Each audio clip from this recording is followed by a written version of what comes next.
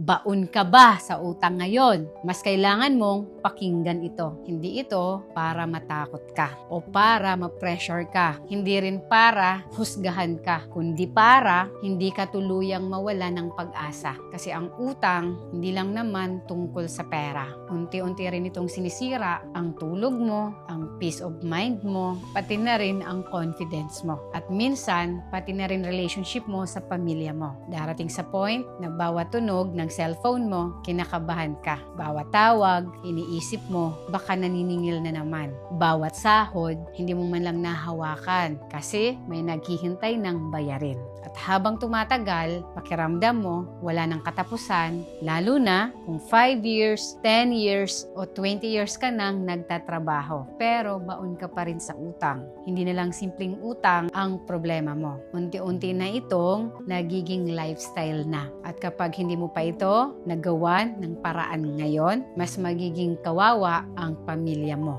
Lalo na sa taas ng mga presyo ng mga bilihin ngayon. At ang mas masakit kapag ipinagpatuloy mo ang cycle na ito. Baka pati future ng mga anak mo ay madadamay na rin. Kaya ikaw, pakinggan mo ito. Wag na wag kang uutang para lang ipambayad sa mga dati mong utang.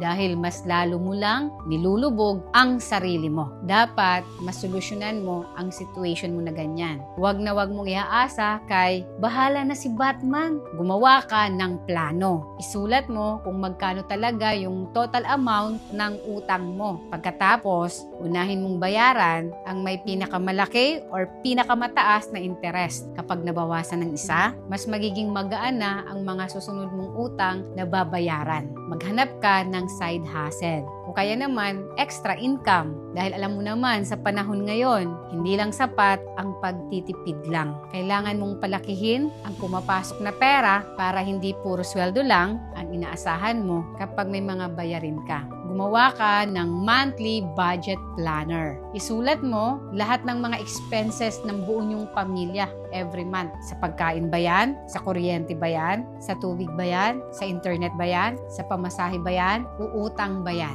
At ang iba pang mga expenses. Dahil kapag nakita mo yung actual na total amount niyan, kung saan talaga napupunta ang pera mo, mas madali mong malalaman o makikita kung sapat nga ba yung sinasahod mo o kailangan mo na talagang dagdagan pa. Makinig ka, ang utang ay situation lang yan. Hindi siya ang magiging future mo. Darating ang araw na makakaalis ka din sa ganyang situation ngayon. Makakahinga ka rin ng maluwag at makakatulog ka na din na hindi na kinakabahan. Pero, mangyayari lang yan kung magsisimula ka gumawa ng action today. Ngayon, ano ang pinakamalaking financial lesson na tinuro sa'yo ng utang mo ngayon? Pwede mo bang i-comment ngayon? Baka kasi yung experience mo na yan ang makapagbigay ng pag-asa rin sa iba. Nandito lang ako at katulad mo, patuloy lang din na lumalaban para sa mas magandang future.